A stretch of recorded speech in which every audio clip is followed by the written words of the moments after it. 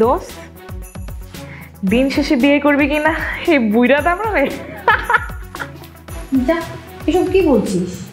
ছেলেটা ভালো মনে হয়। দোস্ত মনে আছে তোর স্কুল কলেজের কত হ্যান্ডসাম হ্যান্ডসাম ছেলেরা তোর পিছে পড়ে থাকতো আর তুই ওদেরকে পাত্তাই দিতি না, শেষমেশ তুই বুইড়া বেটারে বিয়ে করার জন্য রাজি হইছিস। চুপ করতো, কি করবো আমি ভেবে পাচ্ছি না, তুই আবার টেনশন দিচ্ছিস। দেখ তোর ওই বুইড়া বেটা না বয়সের সাথে সাথে টাইমের সেন্সও হারায় ফেলছে। সে কতক্ষণ ধরে তীর্থের কাকের মতো বসে আছি, এখনো তার আসার সময় হইল না। দোস্ত দেখ তোর ফিউচার হাজবেন্ড হবে এরকম বুইড়ার মতো আনস্মার্টার খ্যাপ। এই চুপ করতো, যে কোনো সময় উনি চলে আসবে। আর কি পাগল তাগল বলছিস?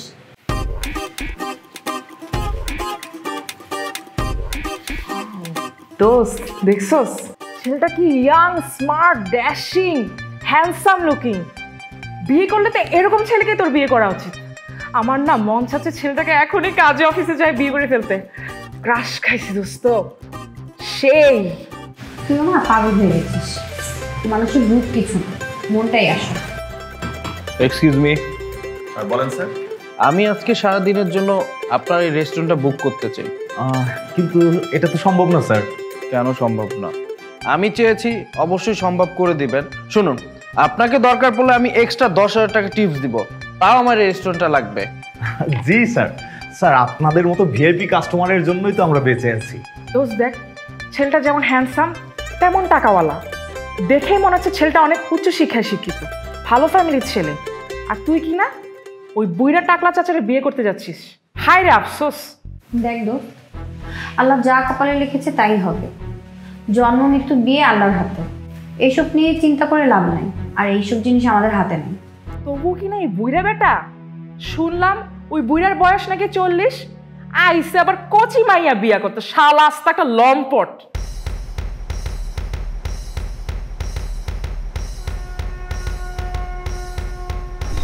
এক্সকিউজ মি, আমি কি এখানে একটু বসতে পারি?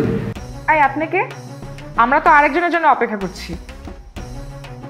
আমরা যার জন্য অপেক্ষা করছি সে দেখতে অবশ্যই আপনার মতো বুইড়া।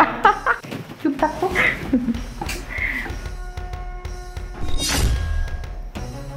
আমি সাকিব। আপনারা এতক্ষণ যে চুল পাকা বুড়ো লোকটার জন্য ওয়েট করছিলেন। আপনার জন্য মানে? হ্যাঁ, আমার জন্য। আচ্ছা, আপনাদেরকে ছোট্ট একটা গল্প শোনাই। আমার বয়স তখন মাত্র 7 বছর। ছোটবেলা থেকেই নিজের ফ্যামিলিকে দেখাশোনা, ছোট ভাইয়ের দেশের বাইরে পাঠানো, ফ্যামিলিকে কিভাবে চালাবো সমস্ত কিছুর দায়িত্বভার আমি নিজেই নিয়েছি। এরপর থেকে কলেজ থেকে ভার্সিটি। বিশ্বাস করুন, এখানে যত খরচ হয় আমি কখনোই আমার ফ্যামিলিকে বহন করতে দেইনি, কারণ আমার ইচ্ছা ছিল আমি আমার ফ্যামিলিকে কোনো কষ্ট দেব না। সমস্ত কিছু নিজে কষ্ট হলেও নিজেই বহন করব। আর হ্যাঁ, আরেকটা কথা, আপনারা বলছিলেন না যে বুড়ো মানুষ সময়ের মূল্য দিতে জানে না। আসলে কি জানেন, আমি এসেছি আপনাদের আসার আরো 1 ঘন্টা আগে। মানে কি বলছেন আপনি সব? জি হ্যাঁ, পাশের টেবিলে বসে আমি আপনাদের সমস্ত কথাই শুনছিলাম। বুড়া কাকু আরো কত কিছু বলছিলেন আমাকে নিয়ে। মিস, আমি পড়াশোনা করে মানুষের মতো মানুষ হব, এটাই আমার লক্ষ্য ছিল। তাই ছোটবেলা থেকেই ফ্যামিলির সমস্ত দায়িত্বভার আমার নিজের কাঁধে নিয়েছি। আমার ফ্যামিলির সমস্ত মানুষকে সুশিক্ষায় শিক্ষিত করে গড়ে তুলতে, আমার ছোট বোনের বিয়ে দিতে, ভাইকে দেশের বাইরে পাঠাতে আমার একটু সময় লেগে গেছে। বাংলাদেশের এডুকেশন সিস্টেম সম্পর্কে আপনি কতটা জানেন আমি জানি না, তারপরেও আমি আপনাকে একটু ধরিয়ে দিচ্ছি। লেখাপড়া শেষ করতে একটা ছেলের 28 থেকে 30 বছর শেষ হয়ে যায়। এরপর তার চাকরির পেছনে ছুটতে ছুটতে আরো 3 থেকে 4 বছর। এরপর চাকরি পেতে পেতে ধরুন আরো 2 বছর। এবার সমীকরণে মিলিয়ে দেখুন আমার বয়স কত। আর হ্যাঁ, আপনি যে আমাকে বুড়ো বলছেন এটা হয়তো বা ঠিকই বলেছেন, তবে আমি যদি ইয়াং হতাম তাহলে হয়তো বা আমার টাকা পয়সা পেতেন না। যখন আমার সমসাময়িক বন্ধুরা তাদের গার্লফ্রেন্ড নিয়ে ডেটিংয়ে ব্যস্ত, তখন আমি পড়ালেখায় ব্যস্ত। সকাল থেকে সন্ধ্যা হয়েছে কখন আমি জানি না। পড়াশোনার চাপে আমি আমার খাওয়া দাওয়া পর্যন্ত অনেক সময় ভুলে গিয়েছি। তাই আল্লাপাক আমার কঠোর পরিশ্রমের কারণে আজকে আমাকে বিসিএস ক্যাডার বানিয়েছে। আমি সবসময় চিন্তা করেছি যে আমার লাইফ পার্টনার হবে তাকে অন্তত পক্ষে আমি কখনো কষ্ট দিব না। তার কথা মাথায় রেখে আজকে আমার এই গাড়ি, বাড়ি, ব্যাংক ব্যালেন্স সব কিছু করেছি আমি। সে যাতে ভালো থাকে, তার সঙ্গে যেন আমি ভালোভাবে টাইম স্পেন্ড করতে পারি, তাকে নিয়ে যেন আমি দেশ বিদেশে ঘুরে বেড়াতে পারি, আমার কাছে যেন সে কোনো কিছুতে আফসোস না করে। এখন আমার গাড়ি বাড়ি ব্যাংক ব্যালেন্স সমস্ত কিছুই আছে, আর এসব করতে আমার টাইমটা হয়তো বা একটু বেশি লেগে গেছে, আমার বয়সটা হয়তো একটু বেশি হয়ে গেছে। আর হ্যাঁ, কেন আপনারাই তো বলেন যে ভালোবাসার জন্য একটা মানুষের বয়স, চেহারা এগুলো কোনো কিছু ম্যাটার করে না, শুধু সুন্দর একটা মন লাগে।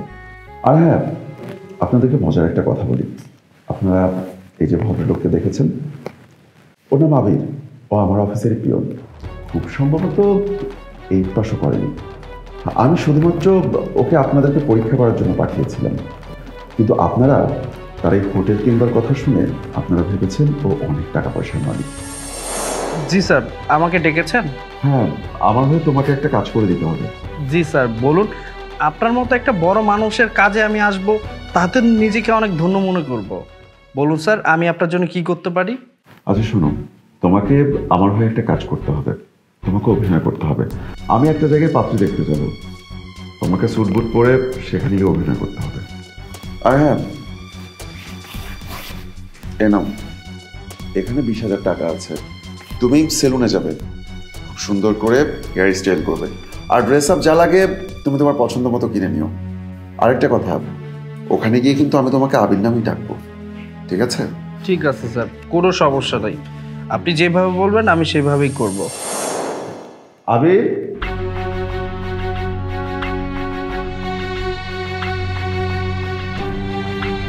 জি স্যার, কেমন অভিনয় করলাম?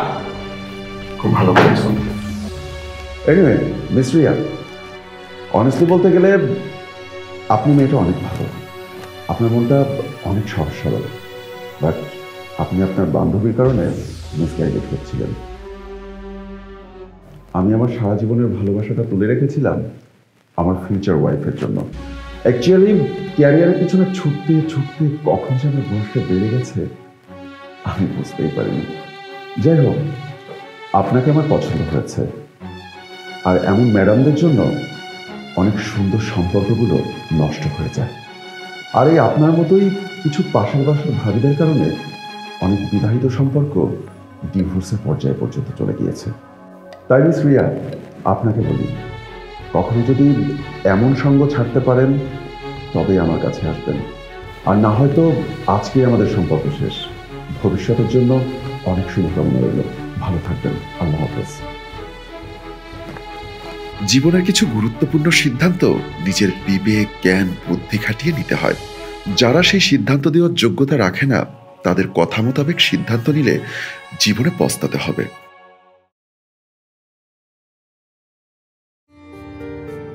আসসালামু আলাইকুম চাচি। ওয়ালাইকুম আসসালাম। কেমন আছেন চাচি? আলহামদুলিল্লাহ ভালো আছি।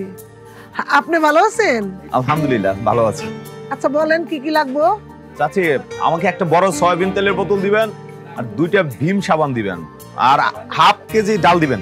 আচ্ছা মালিয়া, যা তো কি কি চাই দে, ধর এই ব্যাগে দিয়ে দিস।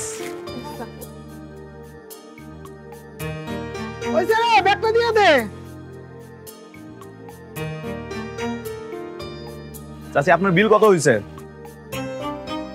সয়াবিন তেল, মিম্বার 1150 টাকা হয়েছে। চাচি, আমার কাছে তো 1000 টাকা আছে, আর তো কোনো টাকা পয়সা নাই। এখন চাচি 150 টাকা কি পরে দিলে চলবে? আচ্ছা ঠিক আছে, সমস্যা নেই, মনে করে দিয়ে যান। আচ্ছা ঠিক আছে চাচি, নেন। তা আপনাকে বাড়ি কই? এই তো চাচি, আমরা এই চৌধুরী বিলায় থাকি। ও বুঝতে পারছি বুঝতে পারছি। আচ্ছা তাহলে টাকাটা দিয়ে যান। আচ্ছা ঠিক আছে চাচি, দিয়ে যাও পরে। হ্যাঁ রাখি চাচি। আচ্ছা ঠিক আছে। আসসালামু আলাইকুম। ওয়ালাইকুম সালাম। মা, তুমি চিনো না জানো না এই টাকা বাকি রাখলা কেন তুমি? আর দূর দোকানদারি করতে হইলে না নগদ বাকি সবই চলে। আর 150 টাকা এটা কি মাইরা খাইবো? 1000 তো দিয়েই গেল, তুই চিন্তা করিস না তো।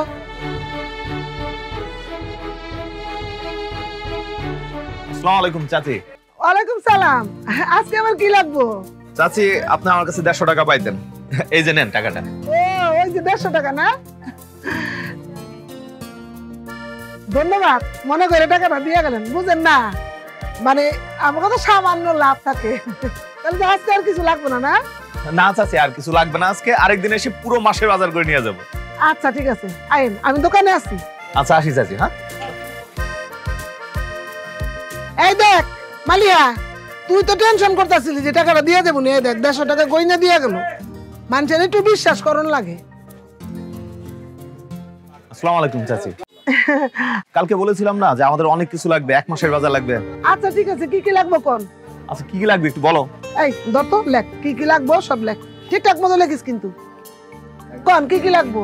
1 বস্তা মিনিকেট চাল, তারপর 5 কেজি পোলার চাল, আর হচ্ছে 5 কেজি মসুরের ডাল, 1 কেজি ঘি, 8 লিটার সয়াবিন তেল, আর হচ্ছে গরম মশলা হচ্ছে 200 টাকার, 1 কেজি হচ্ছে একটা গুঁড়া দুধ, তারপর হচ্ছে গরম মশলা, তারপর হচ্ছে আদা রসুন পেঁয়াজ, এগুলো সবকিছু 5 কেজি 5 কেজি 5 কেজি, আর হচ্ছে একটা হারপি, তারপর হচ্ছে একটা ভীম বার, এগুলো সবকিছু আপনি প্যাকেট করেন। আচ্ছা ঠিক আছে চাচি, এগুলো প্যাকেট করেন। কি রে হইছে?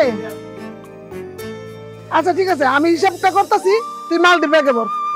চাচি আপনি এই মালামালগুলো প্যাকেট করে রাখেন, আমি একটা ভ্যান নিয়ে আসতেছি, এগুলো ভ্যানে করে নিয়ে যাইতে হবে। আপনার বিল কত হয়েছে চাচি? একটু হিসাব করে দেখতেছি।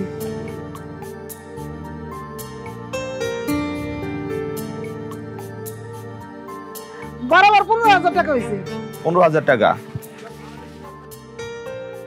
চাচি মানি ব্যাগে তো আমি 15,000 টাকা রাখি না সাধারণত। এখন আপনার এখানে তো আবার কার্ডের সিস্টেম নাই যে কার্ড পাঞ্চ করে টাকাটা দিয়ে দিব, আবার এটিএম বুথটাও তো দূরে, আমি কি করা যায়? ও তাহলে কি করুন যায়? মালে এদিকে তো মালটি সব বর্ষস, এদিকে আমার মায়ের আবার অনেক কিছু জিজ্ঞান লাগে, বুঝেন না, বিচারে না দিলে আবার কটকট কটকট করে। ওই যে ওনারা কইতেছে বলে ক্যাশ টাকা নাই গা, মানে ওই যে কার্ডে টাকা দিবার সাহেব তো কই পাঞ্চ করবে তো জানে না। না ভাই, সামনেই তো এটিএম বুথ আছে, ওইখান থেকে টাকাই না তুলে দেন। আসলে আমরা এতটাই ব্যস্ত যে এটিএম বুথ থেকে টাকাটা তুলে এনে দিব, মানে এই সময়টা আসলে হাতে নাই। তো কি করা যায়? আচ্ছা, আমার কাছে একটা স্বর্ণের চেন আছে, যদি এটা ওনাকে জামানত দেওয়া যায় তাহলে ভালো হয়। হ্যাঁ তাহলে চাচিকে দিয়ে দাও। চাচি তাহলে আমরা এটা করি। কি রে কি কস? মা চেনি বা তুমি? আরে না চাচি, সমস্যা নাই, আপনি যেটা মনে করছেন সমস্যা নাই, আপনি রাখেন এটা। আরে রাখ, চেনের তো দাম আছে তাই না? তাছাড়া ওনারা তো কইছে টাকাটা দিয়ে যাবো, টাকাটা দিয়ে যান, আম্মু বাবা চেন টেন লাগবে না, বুঝেনি তো। মানুষ তো বুঝেনি তো, আসলে বিশ্বাস করা কঠিন। যা তুই মাল দেবো। সমস্যা নাই চাচি, আপনি এটা রাখেন, আমরা টাকাটা দিয়ে আপনার কাছ থেকে এটা নিয়ে যাবো, ঠিক আছে? মনে করে কিন্তু নিয়ে যান বাবাজি, দামি জিনিস বুঝেন না। তাহলে আমরা একটা ব্যান পাঠিয়ে দেই, আপনি ব্যানে মালামাল গুলো সুন্দর করে বুঝিয়ে দিবেন, ব্যান আমাদের বাসায় নিয়ে যাবে, ঠিক আছে চাচি? আচ্ছা ঠিক আছে, তাহলে আপনারা জানেন মালটি পাঠিয়ে দিতেছি। হ্যাঁ আচ্ছা ওকে, আসসালামু আলাইকুম।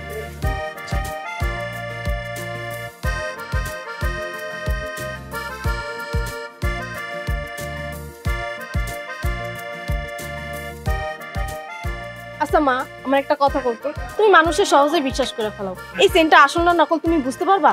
আর দূর আসল না করলে কি করবো, আসল চেনি তো দিছে, তুই দাস না, একটা চকচক করতেছে। আচ্ছা ঠিক আছে, আমি রুলটা জিগা মনে স্বর্ণ আসল না নকল, তো তোর শান্তি। আমি কাম কর। আরে রুল এদিকে আয় তো। কি হয়েছে চাচি? আরে এদিকে ঢুক, স্যান্ডেলটা তুই আয়। বাবা এই দেখ তো, এই চেনটা আসল না নকল, এক কাস্টমারে দিয়ে গেছে, বুঝছস? তাই চাচি তুমি কি করছো? এটা তো নকল। কি কস? হ্যাঁ নকল চেন মানে? তুই কি সত্যি করে বলছিস? ভালো করে চেক করে দেখ। আমি ভালো করে চেক করেছি। এই যে ধরনের রং উঠে যেতেছে। হায় হায়, কত বড় ধোকা দিয়ে গেল। 15,000 টাকার মাল নিয়ে গেছে রে বাবা, আমার তো মাথায় বাড়ি গেছে। মা আমি তোমারে কইছিলাম মানুষে বিশ্বাস করতে না, এখন দেখলা তো 15,000 টাকা গুলো জিনিসও গেল। বিশ্বাস করব না তো কি করব, বিশ্বাস তো করণই লাগে, কিন্তু আমার এই বিশ্বাসের গলায় কি আনতি করলো। চাচি আমি গেলাম, আমার কাজ আছে। আল্লাহ আর বিচার করব।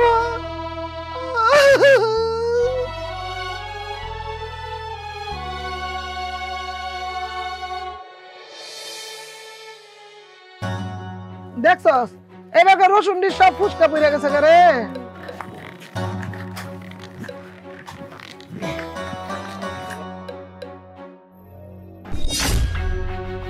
চোর, মা দেখো ওই যে চোর লোকটা। এই আজকে আবার কোন মতলবে আসছিস এখানে? আরে বান্ধন লাগবো, তুই লোকজন ডাক দে বাজারে। মাফ করেন আমাকে, আমি আসলে আজকে আসছি আমার পাপের প্রায়শ্চিত্ত করার জন্য। সেদিন আপনাদের বিশ্বাস সরলতার সুযোগ নিয়ে আপনাদেরকে ঠকাইতে আসছিলাম, আর যার শাস্তি আল্লাহ তাআলা আমাকে দিয়েছেন। সেদিন আপনাদের এখান থেকে যাওয়ার সময় আমি এবং আমার ওয়াইফ একটা দুর্ঘটনার শিকার হই। সেই দুর্ঘটনায় আমার ওয়াইফ গুরুতর অসুস্থ হয়ে কোমাতে আছে, আর আমার ডান পায়ের উপর দিয়ে একটা ট্রাক চলে যায়, যার কারণে আমি আজকে এই অবস্থা, পঙ্গু হয়ে আছি।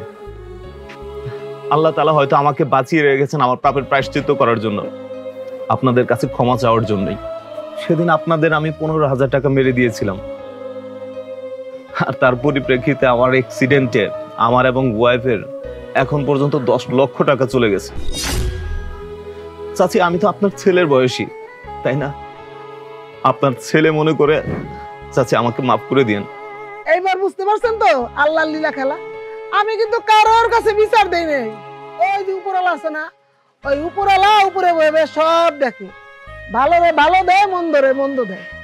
আপনি আমার সাথে মন্দগিরি করছেন, এই জন্য আজকে আপনার এই অবস্থা। আর আপনার উপর আমার কোনো দুঃখ নেই। যা অবস্থা দেখলাম, আমার তো মনে হইতেছে আপনার আরো সাহায্য করা উচিত। চাচি, আমি আমার ভুল বুঝতে পেরেছি। এই নেন 15,000 টাকা, আপনি আমাকে মন থেকে মাফ করে দিয়েন চাচি। আরো লাগবো না, আপনি এই টাকাটা ফল ফুল কিনা চিকিৎসা করান। চাচি, আমি এখন আমাকে শুধরে নিয়েছি, দৈনিক 5 ওয়াক্ত নামাজ পড়ি।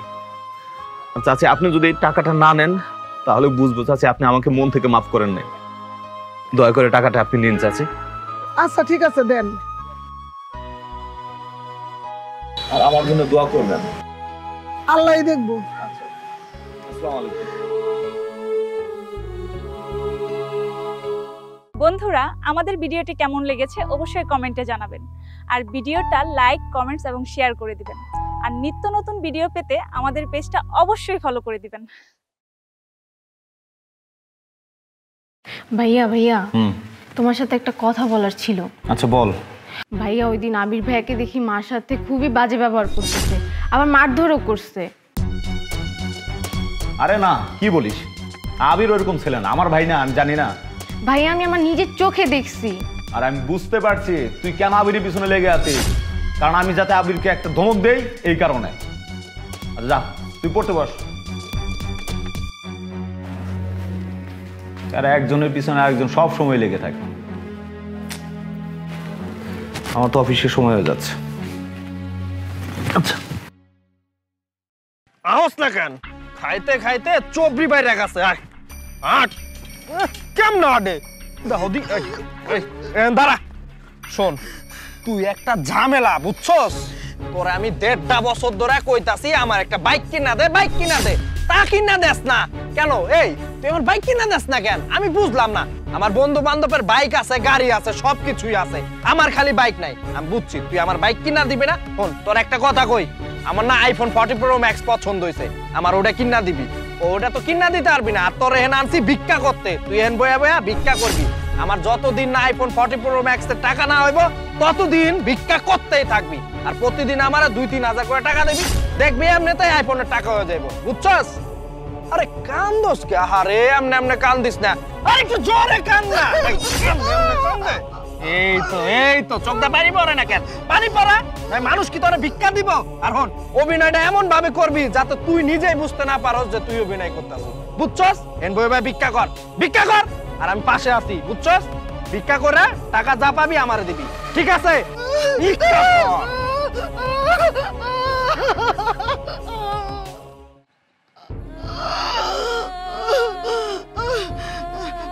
বাবা, আমার একটা ভিক্ষা দেন। বাবা, আমি অন্ধ, আমার একটু সাহায্য করেন। ও ভাই, আমি অন্ধ, আমার একটু সাহায্য করেন। ও বাবা, আমি অন্ধ, চোখে দেখতে পাই না, আমার কটা ভিক্ষা দেন। বাবা, আমার কটা ভিক্ষা দেন। ও ভাই, আমি অন্ধ, চোখে দেখতে পাই না, আমার কয়টা ভিক্ষা দেন। ও ও ভাই আমি অন্ধ।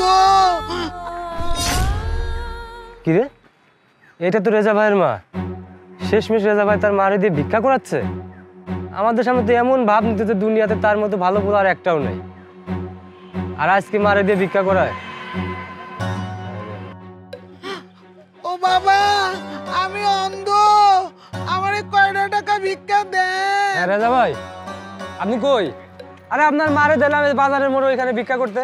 এই তোর মাথাটা কি খারাপ হইলো নাকি? সাত সকালে আবল দাবল বকছিস।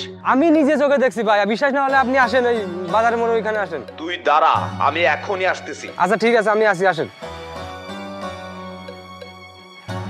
কই আমার মা কই? ওই যে ভাই, ওই দেখেন। বাবা আমি অন্ধ, আমারে কয়টা ভিক্ষা দিয়ে যান। মা বাবা মা তোর এই অবস্থা কেন? তোমার হাতে ভিক্ষার থালা কেন মা? কি হয়েছে তোমার? তোমার কিসের অভাব মা?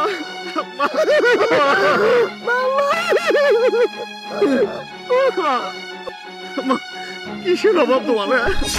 ভাইয়া মা কান্না কেন করতেছে? আমি এখানে, মা এখানে কেন? মা এখানে, আরে ওই যে মা অসুস্থ না, ডক্টর না বলেছে মাকে হাওয়া বাতাস খাওয়াতে, এর জন্যই তো আমি এখানে নিয়ে আসলাম। মা যেন একটু হাওয়া বাতাস খায়, মার মনটা যাতে ভালো থাকে।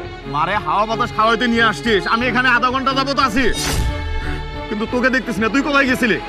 কই ছিলাম ভাইয়া, মার জন্য আমি পান আনতে গিয়েছিলাম। পান আনতে গিয়েছিলি? কোথায় তোর পান? আর মায়ের হাতে ভিক্ষার থালা কেন? মানুষ এসে মাকে ভিক্ষা দিয়ে যাচ্ছে, আমার আড়ালে তুই মাকে দিয়ে ভিক্ষা করেছিস? কথা বলিস না কেন? ভাইয়া তুমি এটা কি বলছো? আমি মাকে তো আমার মাথায় করে রাখি, তুমি আমাকে বিশ্বাস করো না। বলো ভাইয়া, আমি কি এমন কাজ করতে পারি? ভাই উনি আপনার কি হয় আর এ আপনার কি হয়? ইনি আমার মা আর উনি আমার ভাই। আসলে আমি এই রাস্তা দিয়ে তো প্রতিদিনই যাই। আমি সেদিন দেখলাম আপনার এই ভাই আপনার মাকে টেনে হেসড়ে জোর করে এখানে ভিক্ষা করাচ্ছে। আহস না কেন? খাইতে খাইতে চবরি বাইরে গেছে। কেমন আডে দাউদি দাঁড়া।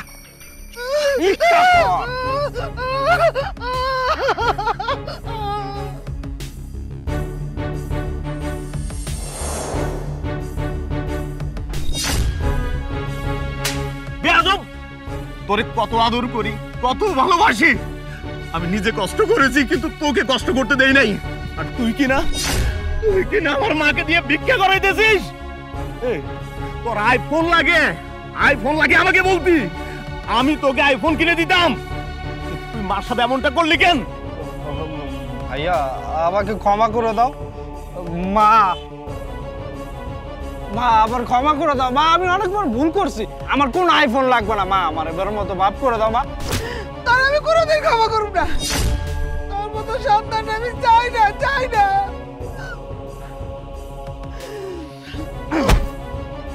তোর মতো কুলাঙ্গার ভাই আমার দরকার নাই। তোরে যদি ক্ষমা করি, স্বয়ং আল্লাহ আমাকে ক্ষমা করবে না। আমার বাড়ির তুই সীমানায় দিয়ে আসবি না। চলো মা। মা আমার কথা শোনো। এই দুনিয়াতে মায়ের থেকে আপনার কেউ হয় না।